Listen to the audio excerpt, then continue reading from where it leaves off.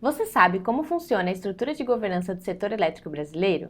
Eu sou Júlia Gonzalez, consultora de formação em energia da Megawatt e vou explicar um pouquinho sobre isso para você hoje. A aula de hoje foi muito referenciada na palestra dada por André Patros Aires, assessor do diretor-geral da ANEEL, com mais de 20 anos de experiência na ANEEL. Então, nada melhor do que usar essa referência para falar um pouquinho para vocês sobre como o setor elétrico brasileiro é formado. Vamos lá? Então, para falar de organização do SEB, ele é dividido em três grandes áreas. A primeira, política setorial e planejamento, em segundo lugar, regulação e fiscalização e terceiro lugar, operação e mercado. Quando falamos de política setorial e planejamento, estamos falando de Congresso Nacional, Presidência e o MME. Para falar de regulação e fiscalização, falamos da ANEEL, Agência Nacional de Energia Elétrica. E quem operacionaliza o mercado é o ONS, o Operador Nacional do Sistema, junto à CCE, Câmara de Comercialização de Energia Elétrica, e os serviços de energia elétrica associados, de geração, transmissão, distribuição e comercialização. Agora vamos falar um pouquinho sobre cada uma dessas áreas. Para falar sobre política setorial e planejamento, temos que os senadores e deputados do Congresso Nacional, Presidência da República e MME elaboram juntos política setorial e planejamento com apoio institucional. Falando especificamente sobre o MME, o Ministério de Minas e Energia, ele é responsável por criar a política com apoio institucional da EPE, a Empresa de Pesquisa Energética, e do ONS, o Operador Nacional do Sistema, sendo o responsável pelo planejamento. Quando falamos especificamente da EPE,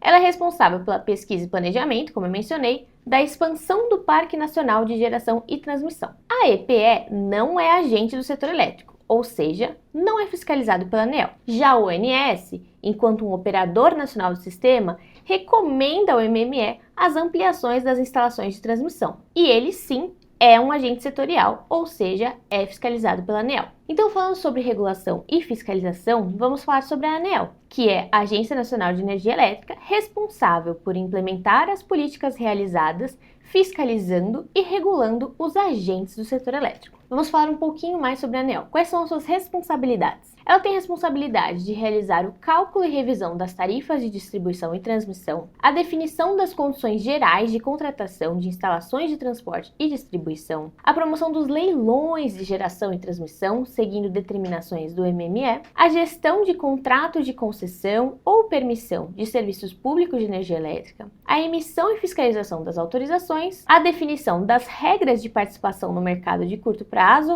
junto à CCE e a autorização das atividades do ONS. O conselho para tomada de decisão da ANEEL é composto por 5 diretores com mandatos não coincidentes de 4 anos. Se você quer saber mais sobre a ANEEL, eu recomendo que você assista a aula elaborada pela Camila Maia, a jornalista da Megawatt, em que explica como funciona a gestão da Agência Nacional de Energia Elétrica no YouTube. E aqui está o QR Code para você acompanhar o vídeo. Agora, indo para a terceira área, de operação e mercado. Então, quando falamos do ONS, o Operador Nacional do Sistema, ele também atua como um agente setorial. Isso quer dizer que ele faz o despacho da geração e das linhas de transmissão com o objetivo de balancear a geração e o consumo. Ou seja, o ONS está sempre de olho em como que está a relação entre carga e demanda de energia no Brasil. Ele sim é fiscalizado pela ANEEL. Temos também a CCE, a Câmara de Comercialização de Energia Elétrica, que operacionaliza o mercado de energia, sendo uma organização privada fiscalizada pela ANEEL. E associado nesse ambiente de operação e mercado,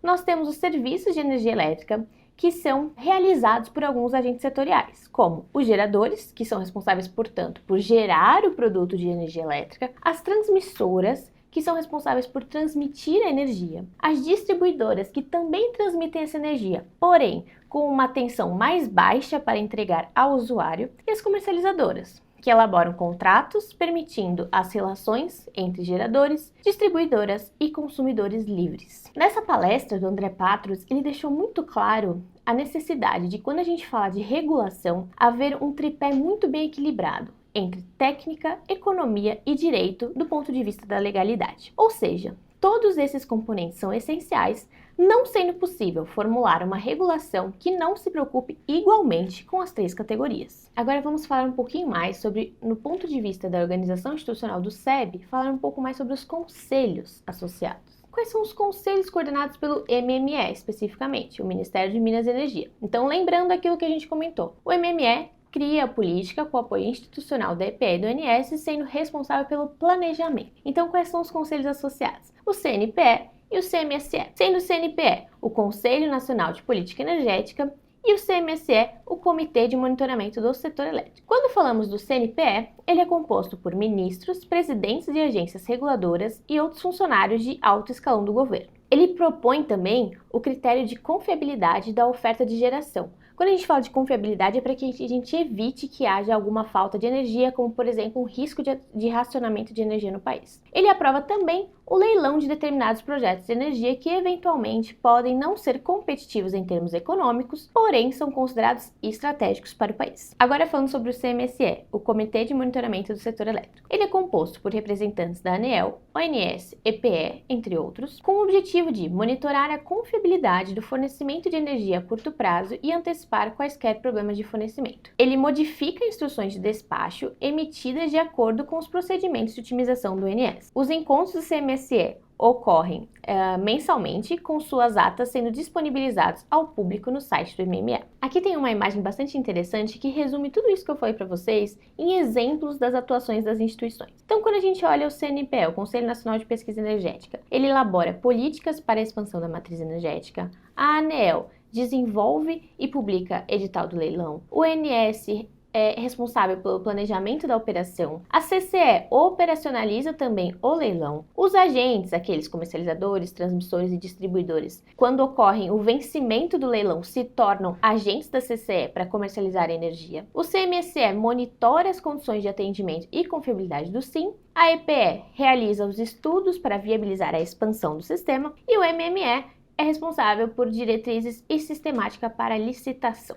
Vamos falar agora sobre outras instituições relevantes para o setor elétrico. Não temos como falar de setor elétrico sem falar sobre a CEPAMP, por mais que hoje ela tenha sido extinta, mas eu já vou explicar isso em breve. A CEPAMP tem um nome bem longo, é a Comissão Permanente de Análise de Metodologias e Programas de Computação do Setor Elétrico. Ufa, deu para falar. A CEPAMP era responsável por garantir a consistência e integração das metodologias e programas de computador utilizados pelo MME, EPE, ONS e CCE, como chamados New Wave e DECOM. Basicamente, a CEPAMP era responsável por aqueles modelos que permitiam as previsibilidades do setor de energia. Então, era possível calcular qual que seria o PLD, qual que seria o efeito das afluências, das zenas. Então, tudo que a gente sabe que o setor é muito dependente, principalmente da parte hídrica, né, das chuvas, ele ajudava a gente a fazer esses cálculos para ter algum nível de projeção do setor elétrico brasileiro. A CEPAMP estabelecia metodologias para serem usadas nestes modelos computacionais, usados na operação e na formação de preço de energia elétrica, o PLD, como eu mencionei. Porém,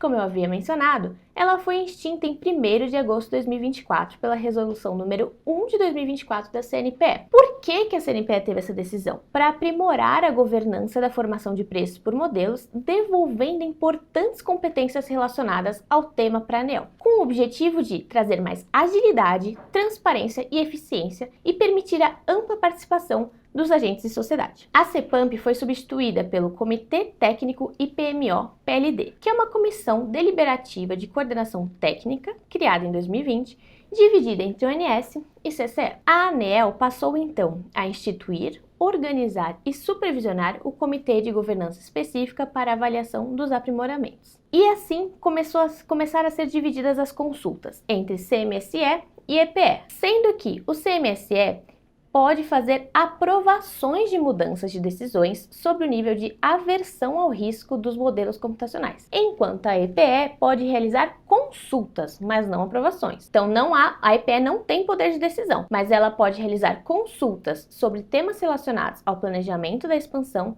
e definição e cálculo da garantia física dos empreendimentos de geração. Se você quer entender um pouco mais sobre CEPAMP, sobre a importância dela e por que ela foi extinta, buscando mais agilidade no processo, é importante que você leia essa notícia da Megawatt, em que explica que sem CEPAMP, ONS e CCE devem comandar aprimoramentos de preços. E aqui fica o QR Code para você aprender um pouco mais. Então, saindo da CEPAMP, vamos falar sobre mais algumas instituições relevantes para o setor elétrico. Não temos como falar de setor elétrico sem falarmos de ANP, a ANA e o IBAMA. A ANP, a Agência Nacional de Petróleo, Gás Natural e Biocombustíveis, porque é uma agência que foi recebendo cada vez mais fontes de energia em sua agência. Ela é uma agência reguladora nacional vinculada ao MME que atua nas indústrias que eu mencionei. petróleo, gás natural e biocombustíveis, com a finalidade de promover a regulação, a contratação e a fiscalização das atividades econômicas integrantes dessas três indústrias. Ela também é responsável pela execução da política nacional do setor de energia e pode ser considerado um repositório de dados do setor. No seu site podem ser encontrados alguns dados, como o Banco de Dados de Exploração e Produção, o BDEP, e o Anuário Estatístico Brasileiro de Petróleo, Gás Natural e Biocombustíveis. Aqui também tem um QR Code do glossário da Megawatt que explica um pouco mais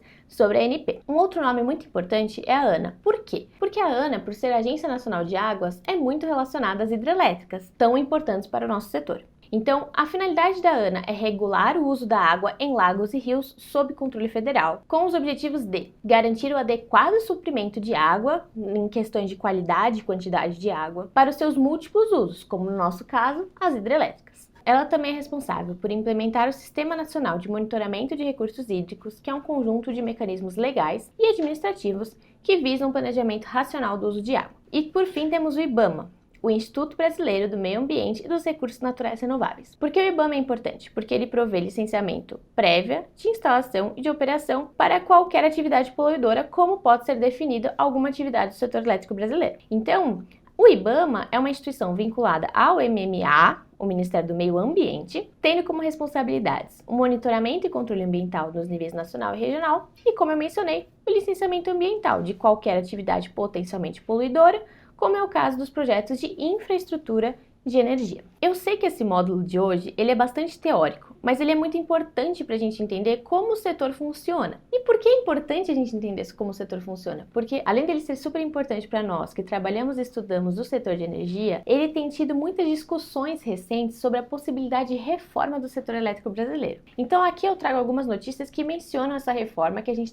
tem que estar bastante atento porque pode trazer algumas alterações para nós do setor. Então nessa primeira notícia, nesse primeiro QR Code, a gente vê uma notícia de que em 2019 o MME oficializou um novo comitê para implementar a reforma do setor elétrico. Então, pelo menos desde 2019 a gente já falava sobre isso. Em segundo lugar, temos uma opção do nosso podcast do Minuto Mega, em que entrevistamos o Jean Paul Prats, que fala justamente sobre a reforma do setor, judicialização e falta de planejamento. É bastante interessante, porque ele tem mais de 30 anos no setor de energia, discutindo a complexidade de implementar uma reforma no setor elétrico brasileiro, destacando os desafios de conciliar interesses diversos. E por fim, eu trago uma notícia da Megawatt que fala sobre a reforma do setor elétrico, prevendo sim agora uma abertura de mercado para todos os consumidores a partir de 2028. Nessa notícia menciona que, na verdade, pretende-se que essa abertura comece a ocorrer em março de 2027, porém ela será gradativa, podendo abrir 100% no comecinho de 2028, inclusive para nós, consumidores residenciais de energia. Essa questão de reforma do setor é um assunto muito quente que a gente tem que estar de olho, porque, como eu mencionei, pode afetar as nossas atividades no nosso dia a dia. E aqui eu deixo 2 podcasts que são bastante explicativos sobre essa questão do setor elétrico, com a Camila Maia, nossa jornalista da Megawatt,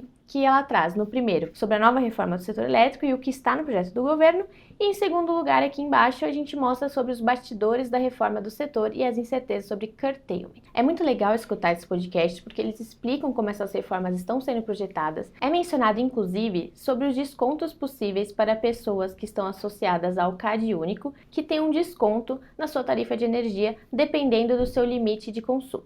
Acabamos de finalizar, do ponto de vista teórico, como funciona o setor elétrico brasileiro e todas as instituições associadas. Eu espero que ela tenha sido bastante útil para você entender essas agências, essas instituições que são tão importantes em fazer o setor de energia funcionar e acontecer. Se você gostou do conteúdo, não deixe de curtir, compartilhar e se inscrever no canal. A gente está sempre de olho no que vocês estão achando para a gente melhorar ainda mais o canal. Mandem sugestões de temas para nós para a gente melhorar ainda mais o conhecimento sobre energia no setor elétrico brasileiro. Espero que tenha gostado. Até a próxima!